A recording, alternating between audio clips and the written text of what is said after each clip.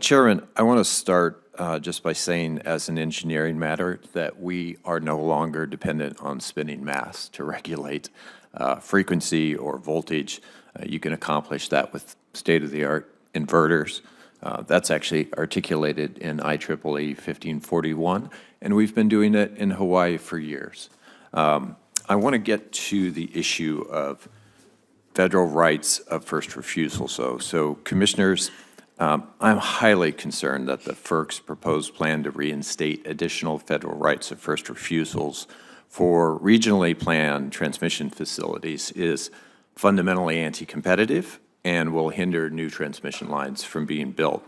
I don't ask that you take my word for that. The Department of Justice and the Federal Trade Commission had equally strenuous opinions to say about this. So I just wanted to ask you, Chairman Phillips, is the Commission still considering reinstatement of federal rights of first refusals? Thank you, Senator. That is one aspect that's in our proposed rule on transmission, regional transmission planning. We propose that we reinstate the ROFR in very limited circumstances. For example, where there's joint ownership. But to be clear, we've had many comments on the record. We're reviewing those comments, and I'm open to changes to the proposed rule.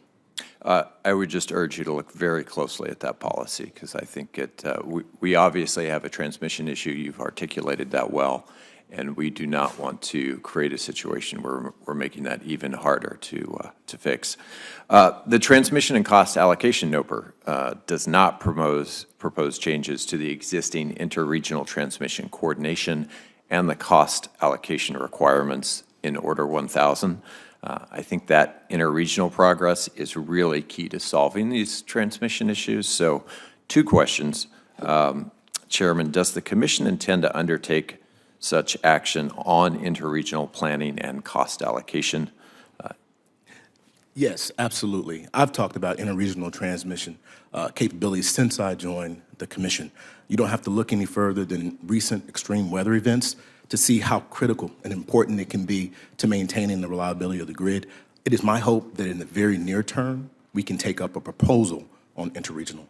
You mentioned cost. I don't want to take away from your time. I have a lot to say on that issue. Well, we had a forum last fall on cost containment. And to be clear, this is something that I believe is critically important. When you talk about affordability, it's something that we're still struggling with the last recession that we had, the last economic crisis. People are hurting still. So when there's just a slight uptick in cost on energy bills, people feel it. People like where I'm from. And so I take this very serious. It's top of mind for me. Yeah, I think one of the big issues is cost allocation, right? How do you do that fairly? And a key obstacle to planning some of those interregional transmission lines is that individual states and RTOs are using different planning models. So you get in sort of a food fight when it comes to cost allocation. So on that point, is FERC considering standardizing planning and planning methodologies for transmission so that we can sort of negotiate some of those food fights and agree to one set of rules of the road? Cost allocation is certainly on the table. It's a big part of why we're doing our regional planning. We have a proposal that would bring states more into that process. I think there are many different ways you can do it. You know, there's the, you can do it as a ex-ante approach. You can have a state agreement approach, which is something that we've approved in the past. I know my colleagues feel very strongly about this. We've received comments. These are all important reforms that we're considering.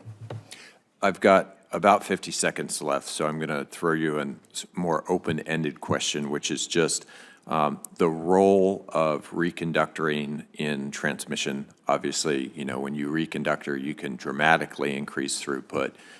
You can,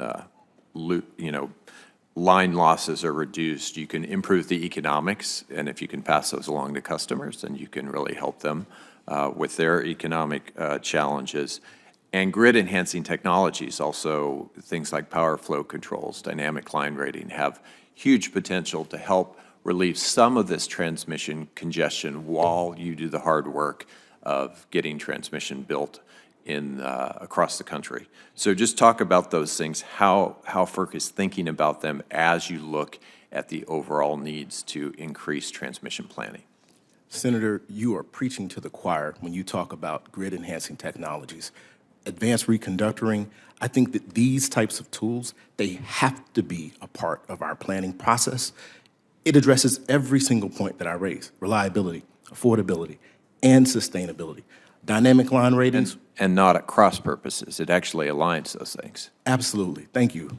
I mean, and when you talk about dynamic line ratings, we have a proposal, we have a proceeding that's ongoing on that. Ambient adjusted line ratings. We've accepted 6 compliance filings already where our regions are implementing, our utilities are implementing ambient. So this is something that I take very serious. It is top of mind for me. Thank you all. Thanks, Chairman. Thank you, Senator. And speaking about transmission, I will say this just for the record, that was our greatest challenge we had in negotiating our permitting bill. It really was.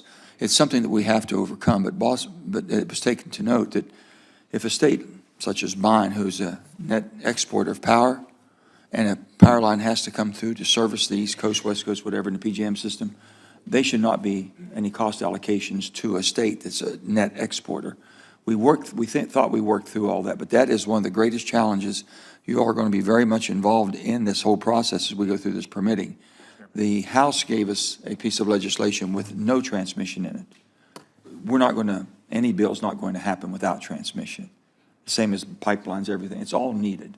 So we know how critical this is, and we really appreciate y'all's input, and we're looking forward to your expertise on this. With that, we have Senator